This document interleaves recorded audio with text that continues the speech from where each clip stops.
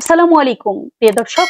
মানুষের জীবনে কিছু ঘটনা এমন থাকে যা ব্যাখ্যার থেকেও বড়, যা যুক্তিতর্কের বাইরে গিয়ে হৃদয়ে নাড়া দেয়। যশোরে ঘটে গেছে ঠিক তেমনই এক ঘটনা, যেখানে সদ্য জন্ম নেওয়া একটি শিশু জন্মের পরেই উচ্চারণ করছে আল্লাহ আল্লাহ। ঘটনাটি সোশ্যাল মিডিয়ায় ছড়িয়ে পড়তেই মুহূর্তে আলোড়ন তৈরি করে সারা দেশে। তারিখ 13 নভেম্বর 2025। যশোর সদর উপজেলার দেওয়ারা ইউনিয়নের আরিজপুর গ্রামের আল মামুনের স্ত্রী মোমেনা খাতুনকে ভর্তি করা হয় যশোর শহরের মাতৃসেবা ক্লিনিকে। রাতে সিজারিয়ান অপারেশন করেন ডাক্তার সোনিয়া শারমিন।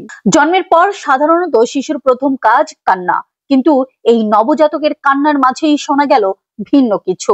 দায়িত্বরত সেবিকারা থমকে গেলেন, চিকিৎসকও অবাক।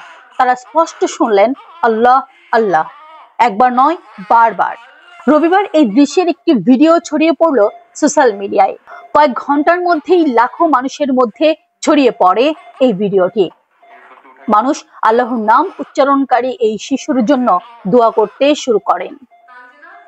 এ বিষয়ে মাতৃসেবা ক্লিনিকের ব্যবস্থাপনা পরিচালক মনিরুল ইসলাম জানান, সদ্য ভূমিষ্ঠ শিশুর কান্নার মধ্যে আল্লাহ ডাক, এটা যেন অলৌকিক ঘটনা। আমরা নিজেরাই হতবাক হয়ে গেছি। যশোর 250 শয্যা জেনারেল হাসপাতালের মসজিদের ইমাম হাফেজ মাওলানা আব্দুল গনি খান এই ভিডিও দেখে বলেন, আওয়াজের মাঝে স্পষ্ট ভাবেই আল্লাহ আল্লাহ উচ্চারণ শোনা যায়।